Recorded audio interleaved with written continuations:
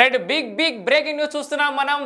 Telangana group 1 మెయిన్స్కు line clear అయింది. గత కొన్ని రోజుల కింద గ్రూప్ 1 సంబంధించిన అభ్యర్థులకు సంబంధించిన పెద్ద ఎత్తున ఆందోళన జరిగినాయి తెలంగాణ నడిబొడ్డున హైదరాబాద్లో. సో దానికి సంబంధించి బీఆర్ఎస్ పార్టీ నుంచి అటు కేటీఆర్ కానీ బీజేపీ నుంచి బండి సంజయ్ కానీ ఇట్లా మిగతా పార్టీలకు సంబంధించి వాళ్ళందరూ కూడా పెద్ద ఎత్తున మద్దతు పలకడం పెద్ద రణరంగం అయితే తలపించింది తెలంగాణ రాష్ట్రం. సో ఈ గ్రూప్ 1 అభ్యర్థుల ఆందోళనలు మిన్నంటినాయి. చాలా పెద్ద ఎత్తున అయితే ఆందోళన జరిగిన పరిస్థితి. దానికి సంబంధించి ఇప్పుడు కోర్టు కీలక నిర్ణయం ప్రకటించింది. సో అందరూ ఊహించినట్టుగానే తెలంగాణ గ్రూప్ 1 మెయిన్స్కు లైన్ క్లియర్ అయింది.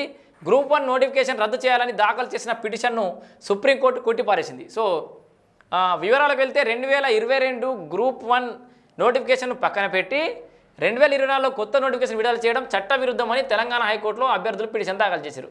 సో ఏమైంది, 2022లో వేసిన నోటిఫికేషన్ పక్క పెట్టి 2024లో కొత్త నోటిఫికేషన్ వేయొద్దు, దాంట్లో కొన్ని తప్పులు అని చెప్పేసి అభ్యర్థులు పిటిషన్ దాఖలు చేశారు. అంతేకాదు 2024 గ్రూప్ 1 ప్రిలిమ్స్ పరీక్షల్లో కూడా 14 తప్పులు ఉన్నాయని మెయిన్స్ వాయిదా వేయాలని అభ్యర్థులు కోరారు.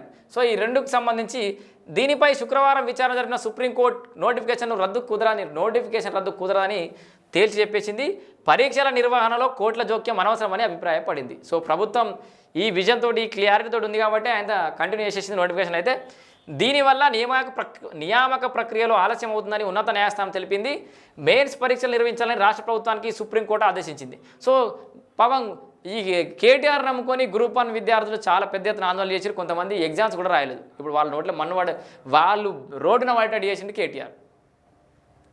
ఏం కాదు కోర్టులో కేసుకి వెళ్తాం, అదవుతుంది ఇదవుతుంది అని చెప్పేసి వాళ్ళు నాగం చేసి మిస్గైడ్ చేసి చాలామందిని ఎగ్జామ్ రాయకుండా చేసిండు. సో ఇప్పుడు తీరా చూస్తే ఈ గ్రూప్ 1 మెయిన్స్ లైన్ క్లియర్ చేసింది, గ్రూప్ 1 నోటిఫికేషన్ రద్దు చేసింది.